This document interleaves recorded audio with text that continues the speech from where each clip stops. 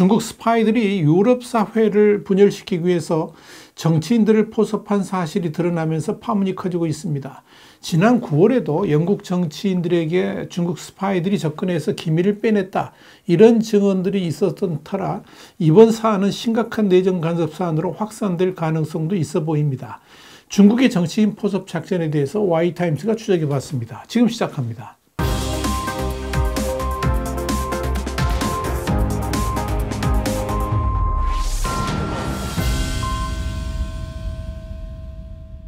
영국의 파이낸셜 타임스는 현지 시각 16일 중국 스파이들이 벨기에의 한 극우 정치인을 3년 넘게 정보 자산으로 이용하면서 서방 분열 작전을 시도했다 그러면서 중국 방첩기관인 국가안전부 소속의 데니얼 우는 각종 중국 관련 문제에 대한 유럽 내 논의에 영향을 미치기 위해서 전 벨기에 상원 의원인 프랑크 크레이얼만을 공작원으로 활용했다, 이렇게 보도했습니다. 크레이얼만은 1999년부터 2007년 벨기에 연방 상원의원을 지냈고 현재는 북부 플랑드르 의회 명예의원입니다. 그는 극우정당 플람스 벨람, 그러니까 플랑드르의 이익이라는 당의 소속이었지만 이날 이번 의혹 때문에 제명됐습니다. 파이낸셜 타임스는 이어서 실제로 데니얼 우는 중국의 홍콩 민주주의 탄압에서부터 신장 위구르족 박해에 이르기까지 다양하게 영향을 미치려 했다 그러면서 2022년 말 올라프 숄츠 독일 총리의 중국 방문을 앞두고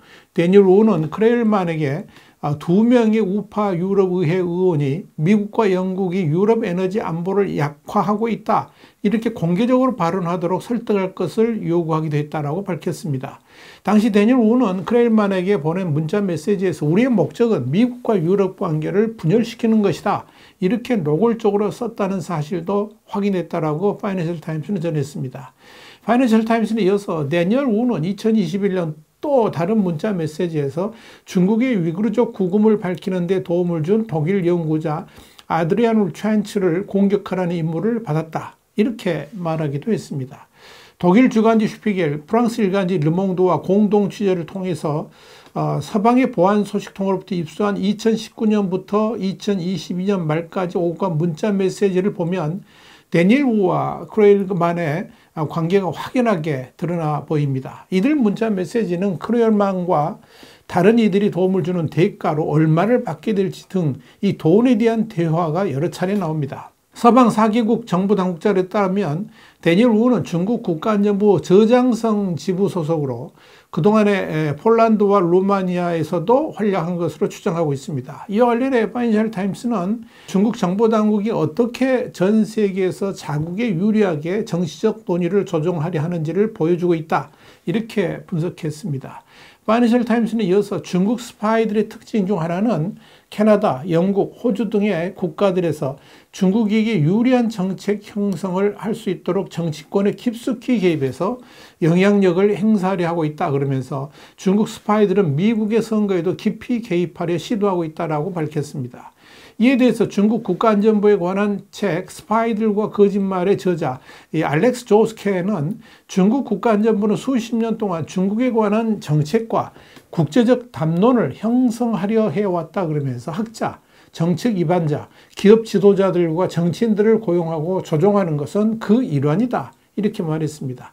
현재까지 밝혀진 바로는 크레일만이 언제 데니얼 우에게 포섭되었는지는 명확하지는 않습니다. 다만 이 크레일만이 지난 2019년 중국의 하이난섬의 해변 휴양도시인 사냐를 방문한 적은 있었는데 이때 아마도 중국의 정보 담당자를 만난 것이 아닌가 추정할 뿐입니다. 이와 관련해서 파이낸셜 타임스는 서방의 정보 소식통을 인용해서 중국 동부 저장성 국가안전부에는 약 5,000명의 정보요원이 있으며 사냐에서 주로 정보요원들을 만나고 있는 것으로 파악된다라고 전했습니다. 파이낸셜 타임스는 이어서 에너도 이코노믹스에서 근무하는 잉크서의 말을 인용해서 벨기에 수도 브뤼셀의 경우에 나토와 EU 집행위원회 등 다수의 국제기관이 모여 있고 또 적발될 경우에도 그 결과가 미국에서보다는 덜 심각할 것으로 여겨져서 벨기에가 중국 등 여러 적대국 첩보 활동의 중심지가 되고 있다는 분석이 나온다, 이렇게 전했습니다. 한편 벨기에 주재의 중국 대사관은 파이낸셜 타임스의 데니얼 우 관련 사건들에 대해서 알지 못한다라고 밝혔습니다. 영국에서도 중국 스파이들이 민감한 정보와 경험을 갖춘 군인과 공무원들을 포섭하려 사실이 드러나서 이 영국 정부가 중국 당국에 엄중 경고하는 일이 발생했습니다. 지난 9월의 일입니다. 영국의 더 타임스는 지난 9월 11일 영국의 대테러 경찰은 지난 3월 20대 후반의 한 연구원과 30대 다른 남성을 간첩 혐의로 체포했다 그러면서 이 연구원은 의회 내 기밀이나 민감한 정보에 접근할 수 있는 여러 집권 보수당 그러니까 토리당 고위 의원들과 접촉했으며 중국과의 관계를 포함한 국제정책에 관해 의원들과 수년간 함께 이룬 것으로 확인됐다. 이렇게 보도해서 충격을 줬습니다. 심각한 건 이 연구원들이 접촉한 이들 중에는 토마스 투건 하트 안보부 부장관 그리고 얼리스 컨스 외교위원회 위원장도 포함된 것으로 알려졌다는 점입니다. 이와 관련해서 영국 보안당국은 과거 중국에서 거주하면서 일한 적이 있는 이 연구원이 현지에서 포섭돼서 중국 정권의 비판적인 정치 네트워크에 침투할 의도로 영국에 보내졌을 가능성이 있다고 우려하고 있습니다. 이번 영국 의회 내 중국 스파이 사건은 영국 내에서 엄청난 파장을 일으켰습니다. 가디언은 중국이 웨스트민스터에서 연구원으로 일하던 영국인을 요원으로 채용한 것이 사실로 밝힌다면 이는 중국의 영국에 대한 정보 수집이 크게 확대되었음을 의미한다 그러면서 중국의 스파이 활동은 한때 지적 재산의 해킹과 도용에 집중되었지만 최근에는 정보를 얻기 위해서 위장 요원을 활용하는 인적 첩보 활동이 증가하고 있다는 징후가 나타나고 있다. 이렇게 보도했습니다. 가디언에 의하면 2020년에는 중국인 요원으로 추정되는 3명이 영국 당국에 의해서 조용히 추방된 바 있었는데 이들은 영국 언론사 중 한 곳의 기자로 유정하고 있었습니다. 그러나 이런 명백한 실패에도 불구하고 정보기관에 침입해서 이 정보를 획득하려는 노력은 강화된 것으로 보입니다. 영국 정보기관 중 하나인 MI5는 2022년 1월 변호사인 크리스틴 리가 중국 공산당을 대신해 영국 의원들에게 부적절한 영향을 미치려 했다 그러면서 의원들에게 이례적으로 간섭 경고를 발령하기도 했었습니다. 그런데 이번에는 과거 중국에서 근무한 적이 있는 20대 영국인이 주목받고 있는 겁니다. 기록에 따르면 그는 지난 3월 공무상 비밀법 위반 혐의로 체포될 당시에 의회 출입증을 소지하고 있었고 몇 년 동안 보수당 의원들을 위해서 중국을 포함한 국제정책 관련 업무를 수행했습니다. 이와 관련해서 리시 수넥 영국 총리는 영국의 개방적이고 민주적인 삶의 방식에 중국이 위협임을 잘 알고 있다 그러면서 정부의 절대 우선순위는 영국의 안보, 번영, 민주주의 가치를 훼손하려는 다른 나라의 그 어떤 활동으로부터 영국을 지켜내는 것이다. 이렇게 말했습니다. 이에 대해 더 타임스는 수넥 총리가 중국과의 경제적 유대 관계가 필요하다고 주장해서 당내 강경파들의 비판을 받았지만 중국과의 관계에서 긴장이 고조될 때 경제보다 안보가 우선임을 분명히 한 것이다. 이렇게 평가했습니다. 이런 사실이 확인되면서 영국의 수넥 총리는 인도에서 열린 G20 정상회의에서 중국의 리창 총리를 만나서 직접 이의를 제기했다고 더 타임스의 주말판인 썬데이 타임스가 보도한 바 있습니다.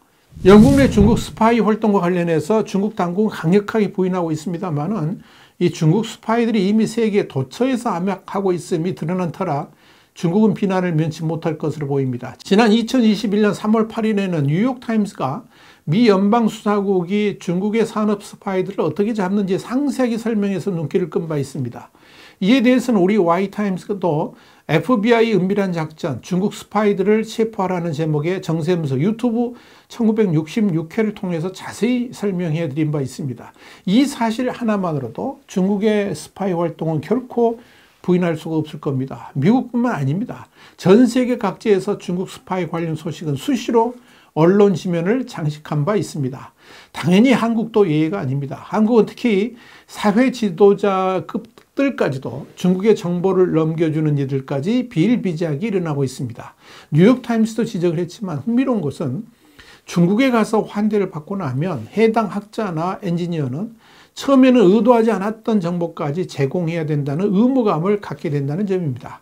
그동안 한국 내에서 친중적 행태를 보였던 지도자급 인사들이 많았던 것도 다 이런 이유가 있었던 것 아닐까 그런 생각을 해봅니다.